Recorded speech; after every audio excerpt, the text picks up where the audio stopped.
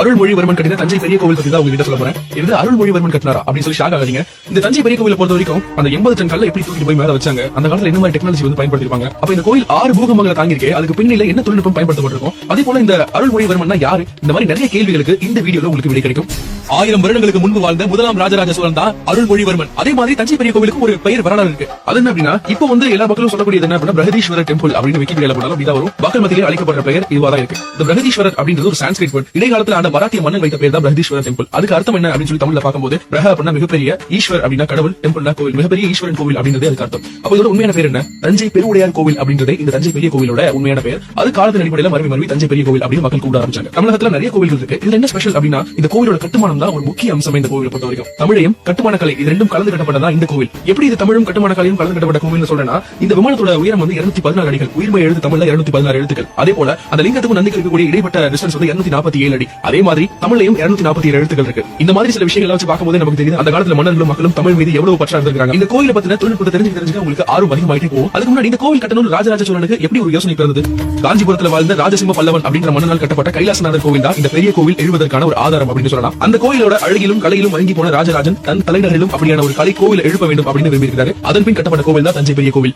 Okay, இப்ப இந்த கோயிலோட கட்டுமானத்தை பத்தி பார்ப்போம். இந்த கோயில வியக்கத்தக்க ஒரு விஷயம் என்ன அப்படின்னா, இந்த கோயிலுடைய விமானம் ரொம்ப திறமையான தொழில்நுட்பத்தினால அமைக்கப்பட்டது. இந்த விமானம் ஒரு பேஸ்மெண்ட் இல்லாம எந்த ஒரு பில்டிங் இவ்வளவு ஸ்ட்ராங்கா இருக்காது இல்லையா? அந்த காலத்திலேயே வந்து பேஸ்மெண்ட்லாம் போட்டுருக்காங்க. சுக்கான் பாறை அப்படின்ற நிலப்பரப்புல 350 அடிக்கு தொட்டி போன்ற பகுதியை உருவாக்கி இருக்காங்க. அதன் பின்பு அந்த தொட்டியை மணலால நிரப்பியிருக்காங்க. மணல் அப்படின்னா காவிரி மணல் அப்படின்னு கேட்டா சுத்தமா கிடையாது. ஏன்னா இந்த மாதிரியான ஒரு மிகப்பெரிய கட்டமைப்பை உருவாக்குறதுக்கு காவிரி மணலை விட மிக உறுதியான மணல் தேவைப்படுச்சு. அப்போ மேற்கு தொடர்ச்சி மலை பகுதியிலிருந்து காட்டாறுகள்ல இருந்து எடுக்கப்பட்ட கருமணல் அப்படின்ற ஒரு விஷயத்தை அந்த தொட்டி நிரப்ப பயன்படுத்திருக்காங்க. காவிரி மணலை விட அந்த மணல் 3 மடங்கு வலிமையானதான். அதன் மேல மரக்கால் வடிவுல அடித்தளம் அமைத்து கனமான ஒரு கல்ல பொருத்தி தரைமட்டத்திற்கு கொண்டு வந்திருக்காங்க. அது வரைக்கும் ஒற்றை சுவரா கொண்டு வந்து அந்த தரைக்கு மேல இரட்டை சுவராக்கி கோபுரமா உயர்த்திருக்காங்க. லைட்டா கன்ஃபியூஸ் மாதிரி இருக்கும். அது ஒரு சின்ன டெக்னாலஜி என்ன அப்படின்னா, இந்த கோவிலோட வடிவமும் தஞ்சாவூர் அதாவது உலகத்திலேயே மிக சிறந்த பொம்மை தஞ்சாவூர் தலையாட்டி பொம்மை இருக்கு இல்லைங்களா, அந்த பொம்மைக்குமான வடிவம் ரெண்டுமே ஒன்றுதான். இப்போ உள்ள டெக்னாலஜி படி சொல்லணும்னா இதற்கு பேரு டைனமிக் ஆர்கிடெக்ட் அப்படின்னு சொல்லுவாங்க. இந்த ஒரு தொழில்நுட்பத்தினால மட்டும்தான் என்ன மாதிரியான இயற்கை சீற்றங்கள் பூகம்பங்கள் உருவானாலும் கூட பூமியுடைய ஆற்றலுக்கு ஏற்றவாறு கோபுரமும் அசைந்து தன்னை தக்க வச்சுக்கொள்ளுது. தமிழகத்துல எந்த பகுதியிலுமே இல்லாத தலையாட்டி பொம்மை தஞ்சாவூர்ல மட்டும் எப்படி கிடைக்குது அப்படின்ற கேள்விக்கும் பதில் இந்த பொம்மையின் பெரு வடிவம் தான் பெரிய கோவில். 2010 நடந்த பெரிய கோவிலின் 1000வது ஆண்டு விழாவின் போதுதான் கருவறையிலிருந்து சுமார் 100 அடி தொலைவுல ஆழ்துளை கிணறு தோண்டப்பட்டிருக்கு. 3 நாட்களுக்கு தொடர்ந்து துளையிட்டு இருக்காங்க. சுமார் 3 லாரி மணல் வந்து வந்திருக்கு அந்த இடத்துல இருந்து. பின்னர் அதற்கு எதிர்ப்பு தெரிவிச்சு அந்த பணியும் கைவிட்டாங்க.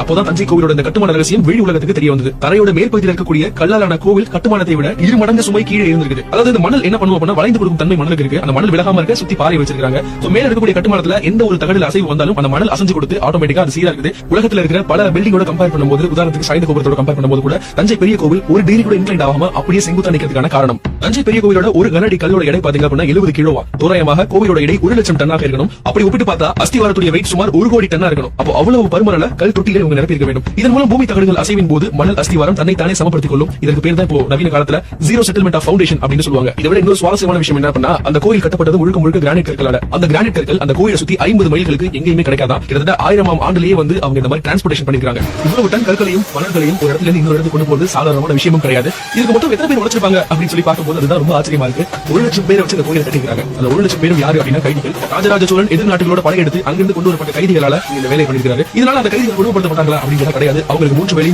உணவு உடுத்த உடை அப்படின்னு கொடுத்து ரொம்ப சந்தோஷமா அவங்க வேலையை செஞ்சிருக்காங்க. அப்போ அந்த பொருட்செலவு எவ்வளவு தேவைப்பட்டிருக்கும், அந்த கோயில் கட்டத்துக்கான பொருட்செலவு, அந்த கைதிகளுக்கான உணவு, இவ்வளவு விஷயங்கள் தேவைப்படும் அப்படின்னா அந்த கோயில் கட்டத்துக்கான 7 ஆண்டுகள்ல ராஜராஜ சோழன் மறுபடியும் தொடர்ந்து ஒவ்வொரு நாடுகளில் படையெடுத்து அங்க இருந்து செல்வங்களை கொண்டு வந்தா மட்டும்தான் இந்த காரியம் சாத்தியமாகும். இது வெறும் ராஜராஜ சோழனோட மூளையா அப்படின்னு கேட்டா கிடையாது. இதுக்கு பின்னணியில் இருந்தது அவருடைய தங்கை குந்தவை. அவங்களோட யோசனைகளால மட்டுமே இந்த காரியத்தை ரொம்ப சாதுரியமா முடிச்சாரு ராஜராஜ சோழன். இந்த கோயில் கட்டினது ராஜராஜ சோழன் அப்படின்னு நம்ம எல்லாருக்குமே தெரியும். ஆனா அந்த கோயில் கட்டினதுக்கு ஒரு இன்ஜினியர் இருந்திருப்பார்ல, அவருடைய பேர் தான் குஞ்சரமல்லன், தலைமை தச்சன். அவருடைய மூளை தான் இந்த கோயிலோட கட்டுமானம் அப்படின்னு சொல்லலாம். இப்படிப்பட்ட ஒரு பிரம்மாண்ட கோவில் தான் ஒரு மிகப்பெரிய அதிசயம் அப்படின்னு நான் சொல்றேன். அந்த கோயிலை தாண்டி ராஜராஜ சோழனும் ஒரு மிகப்பெரிய அதிசயம் தான். என்னன்னு சொல்லி கேக்குறீங்களா? தஞ்சை பெரிய கோவில் உருவாக்குறதுக்கு 11 பேர் துணை நின்றுறாங்க. ஒவ்வொரு கல்லிலும் பாத்தீங்க அப்படின்னா ஒவ்வொருத்தருடைய உழைப்பு இருக்கு அப்படின்னு சொல்லலாம். சில வருடங்களுக்கு முன்பு திருப்பணி செய்த போது திருச்சுற்று மாளிகையில அஸ்திவாரத்துல ஏராளமான முரண்ட கற்கள் வந்து கிடைச்சிருக்கு. அந்த ஒவ்வொரு கல்ல எடுத்து பார்க்கும்போது அப்பதான் வந்து ஆச்சரியப்பட்டாங்க. அந்த ஒவ்வொரு கல்லையும் அந்த கோயிலுக்கு உதவி செஞ்சிருப்பாங்க இல்லையா 11 பேர் மக்கள், அவங்களோட ஒவ்வொருத்தரோட பேரும் அதில் குறிக்கப்பட்டிருக்கு. அவங்க என்னென்ன உதவிகள் செஞ்சாங்க அப்படின்றது கூறப்பட்டிருக்கு. சொல்லும் போதே மெய் சிலிர்க்குது இல்லையா? பொருள் படைத்தோர், பொருள் தந்தோர், இல்லாதவங்க கல் கொடுத்தாங்க. இந்த மாதிரி கல் கொடுத்தவங்க இருந்து பொன் கொடுத்தவங்க வரைக்கும் எல்லாருடைய பேரும் ஒவ்வொரு கற்களையும் குறிக்கப்பட்டு அந்த கற்களையும் அந்த கோவிலே வச்சிருக்காரு. இப்ப உள்ள உலகத்துல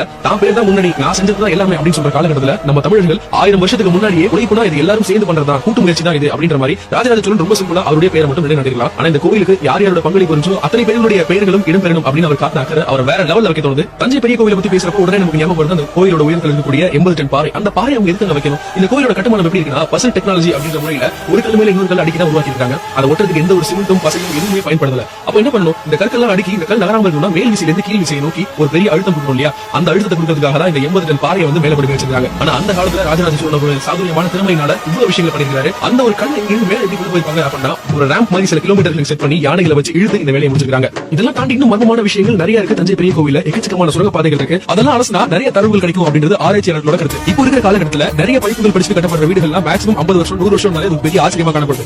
1000 வருஷத்துக்கு கட்டப்பட்ட ஒரு கட்டடம் இன்னமும் இத்தனை இயற்கை சீற்றங்களை தாண்டியும் இருக்கு அப்படின்னா அது எவ்வளவு பெருமைப்படக்கூடிய விஷயம். அதை தாண்டி இருக்கக்கூடிய மிகப்பெரிய பெருமை என்ன? அதை கட்டினது தமிழர்கள். அந்த காலத்துல தமிழர்கள் 1 லட்சம் பேர் வச்சு இந்த மாதிரி வேலை வாங்கிருக்காங்க. அப்ப அவங்க எவ்வளவு செழிப்பா இருந்திருக்கணும், எவ்வளவு அறிவுத்திறனோட இருந்திருக்கணும், இந்த கட்டணங்களுக்கு எப்படிப்பட்ட ஒரு மேத்தமெட்டிஷியன் மூளை இருந்திருக்கணும். இதெல்லாம் தான் நம்ம தமிழர் அப்படின்னு ரொம்ப பெருமையை வெளியே சொல்ல வைக்குது. இதை பத்தி உங்களுடைய கருத்துக்களை கமெண்ட்ஸ்ல சொல்லுங்க.